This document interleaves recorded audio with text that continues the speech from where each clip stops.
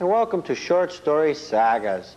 We begin on a deserted island where three men, Oscar, George, and Albert, have been marooned for years. Well, days anyway.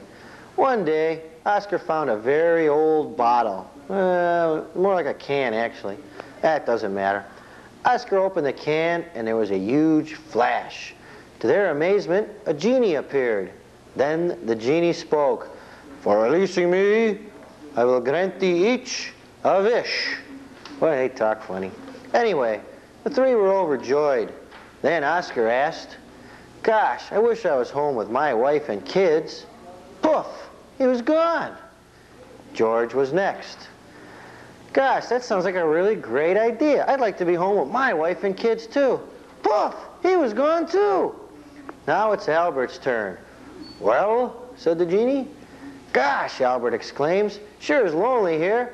I wish my buddies were back."